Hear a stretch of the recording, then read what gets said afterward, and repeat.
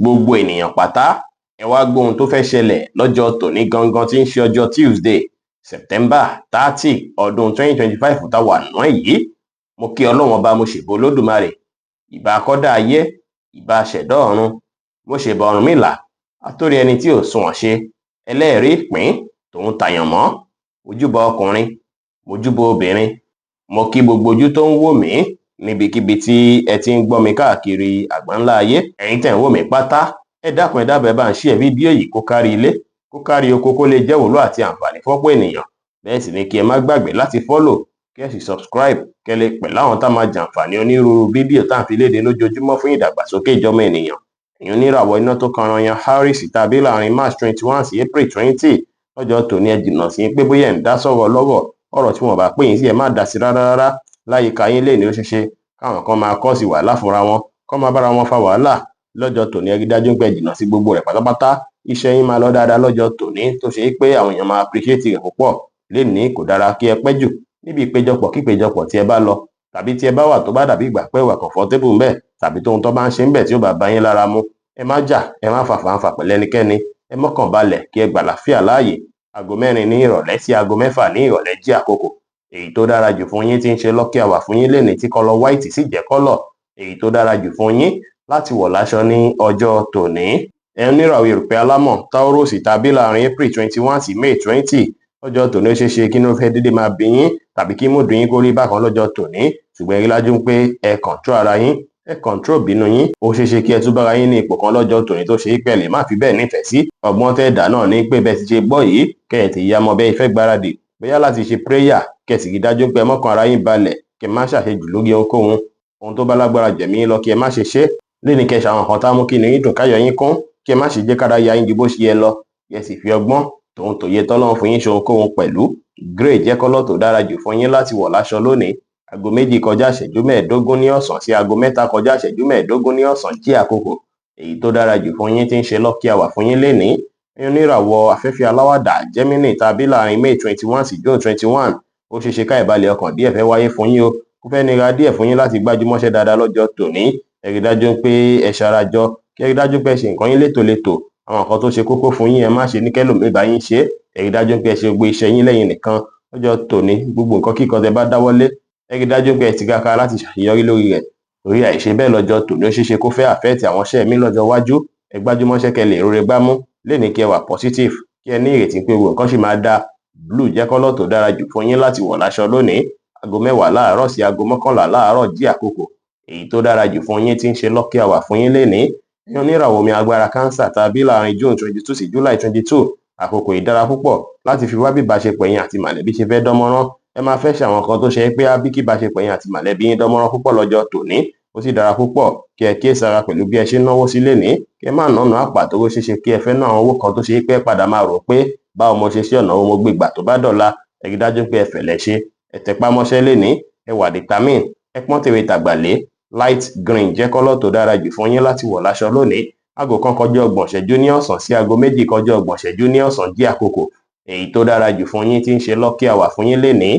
Ẹ̀yin oníràwọ̀ iná tó gbóná riri Leo tí a bí láàrin July 23 sí August 22 lọ́jọ́ tòní ẹ máa ríre gbámú o. Èní máa favour yín púpọ̀, ẹ máa rí ìdùnnú, ẹ máa ráyọ̀, ọkàn yín máa balẹ̀ pẹ̀sẹ̀, èyí sì máa ràn yín lọ́wọ́ dáadáa láàyè iṣẹ́. Ó ṣeé ṣe kí ẹ rí àwọn opportunity tuntun, tàbí kẹ́ láwọn nǹkan tuntun tẹ́ fẹ́ gbé ṣe lọ́jọ́ tòní.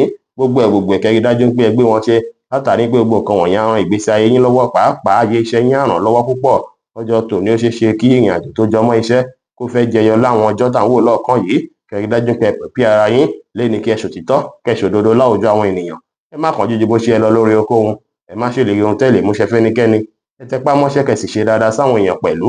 Aago 5 kù ìṣẹ́jú 15 ní ìrọ̀lẹ́ sí aago 6 kọjá ìṣẹ́jú 15 ní ìrọ̀lẹ́ jí àkókò èyí tó dára jù fún yín tí ń ṣe lucky hour fún yín lénìí, tí kọ́lọ̀ white sì jẹ́ kọ́lọ̀ èyí tó dára jù fún yín láti wọ̀ láṣọ ní ọjọ́ tòní. Ẹ̀yin oníràwọ̀ erùpẹ̀ funfun Virgo tàbí láàrin August 23 sí September 23 lọ́jọ́ tòní á ṣe yín bí ìgbà pé kẹ́ introspect, kẹ́ wà lẹ́yìn nìkan, kí ẹ fẹ́ mọ̀ dáadáa nípa ara yín. Lọ́jọ́ tòní ó dára púpọ̀ kí ẹ jókòó, kẹ́ bẹ̀rẹ̀ sí gbé sí ayé yín, àwọn ibi tẹ́ ti ń bàbọ̀, ibi tẹ́ dé dúró, àtàwọn ohun tó ṣe pé ọjọ́ iwájú tí ó ní fún yín. Gbogbo ẹ̀ pátá ni kí ẹ rò láròtórò àwọn ohun dáadáa tọ́lọ́run ti ṣe fún yín, kí ẹ sì tún bẹ́ẹ̀ lọ́run fáwọn dáadáa míì tẹ́ ń retí lọ́jọ́ tòní. Kẹ́ rí dájú pé ẹ wà positive, kẹ́ rí dájú pé ẹ ṣe dáadáa sáwọn èèyàn. Àwọn èròǹgbà tẹ́ fẹ́ ní lọ́jọ́ tòní á ràn ìgbésí ayé yín lọ́wọ́ púpọ̀. Gbogbo pílánì yín pátá kí ẹ wá pamọ́ láṣìírí ló dára o. Aago 10 láàárọ̀ sí aago 11 láàárọ̀ jí àkókò èyí tó dára jù fún yín tí ń ṣe lucky hour fún yín lénìí tí kọ́lọ̀ sky blue sì jẹ́ kọ́lọ̀ èyí tó dára jù fún yín láti wọ̀ láṣọ ní ọjọ́ tòní. Ẹ̀yin oníràwọ̀ afẹ́fẹ́ márìmí fi ń Libra tàbí láàrin September 24 sí October 23 ọjọ́ tòní ọjọ́ tó dára ló máa jẹ́ fún yín o. Àwọn tó jẹ́ olólùfẹ́ yín wọ́n á ṣe àwọn nǹkan tó ṣe é pamú kí inú ìdùn káyọ̀ yín kún tó sì jẹ́ pé àwọn mọ̀lẹ́bí yín máa support yín. Wọ́n á ṣe nǹkan tó ṣe é pamú kọ́kàn yín balẹ̀ pẹ̀sẹ̀ tẹ̀sí máa láǹfààní àti rìláàsì díẹ̀ lénìí. Ó ṣeé ṣe kí ẹ gbọ́ ìròyìn ayọ̀ kan látọ̀dọ̀ ènìyàn tó súnmọ́ yín tẹ́ nífẹ̀ẹ́ sí lọ́jọ́ tòní. Ẹ bá wọn celebrate kẹ́ bá wọn yọ̀ lénìí kí ẹ wá ìdùnnú ní gbogbo ọ̀nà fúnra yín. Kẹ́ rí dájú pé wà positive ẹ sì fi ọgbọ́n tòun tòye tọ́lọ́run fún yín ṣe ohunkóhun lénìí pẹ̀lú. Aago 4 ní ìrọ̀lẹ́ sí aago 6 ní ìrọ̀lẹ́ jí àkókò èyí tó dára jù fún yín tí ń ṣe lucky hour fún yín lénìí tí kọ́lọ̀ olive green sì jẹ́ kọ́lọ̀ èyí tó dára jù fún yín láti wọ̀ láṣọ ní ọjọ́ tòní. Ẹ̀yin oníràwọ̀ omi tútù Scorpio tàbí láàrin October 24 sí November 22 ọjọ́ tòní ó ṣeé ṣe kí ẹ láwọn kankan tó ṣe é pé ẹ fẹ́ mójútó tó sì jẹ́ pé gbogbo nǹkan wọ̀nyí á ràn yín lọ́wọ́ láti lè plan dáadáa fọ́jọ́ iwájú. Ẹ lè láwọn kankan tẹ́ máa rò fọ́jọ́ iwájú yín dáadáa lọ́jọ́ tòní.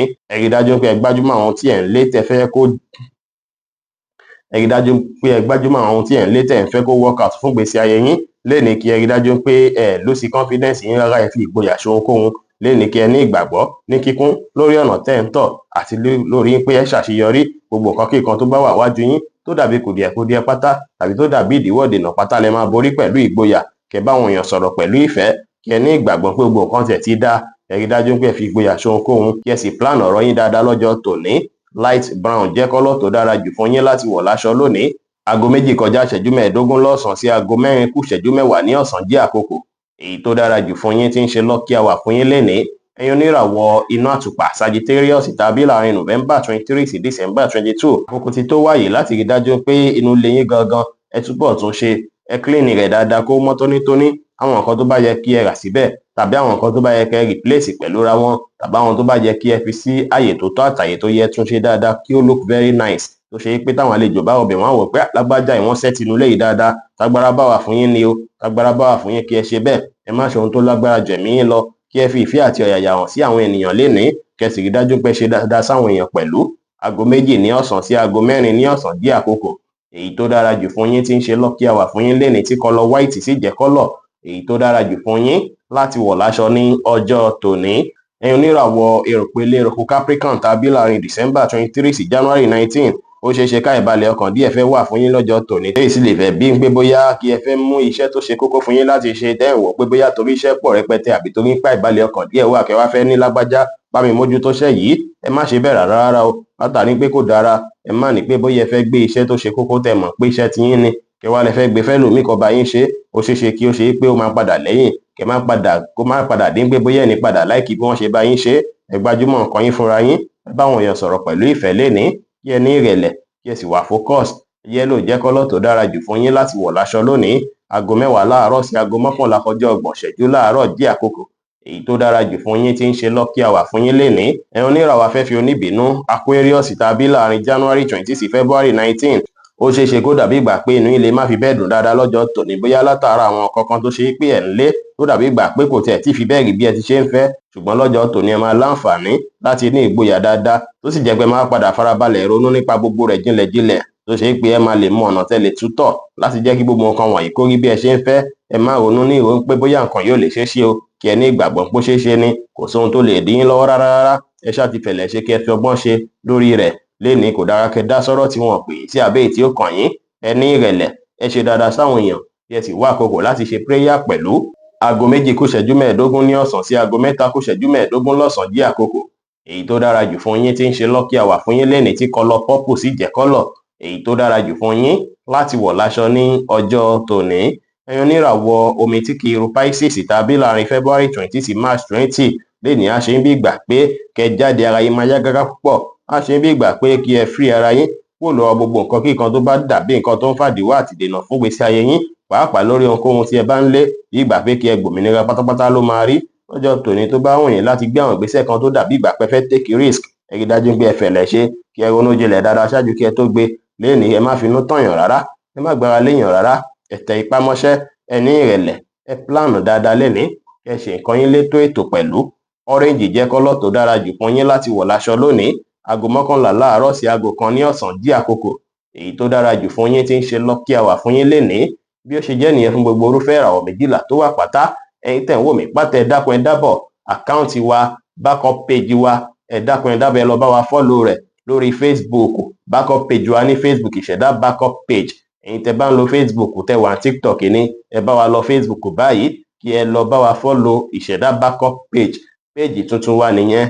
Ẹ dákun ẹ dábọ̀ ẹ fi èyí dúpẹ́ lọ́wọ́ Olódùmarè ní ara wa. Gbogbo àrí bí a ti ṣe ń fẹ́ ènìyàn dára ayẹ wá sì sunwọ̀n láṣẹ Ìdùmarè.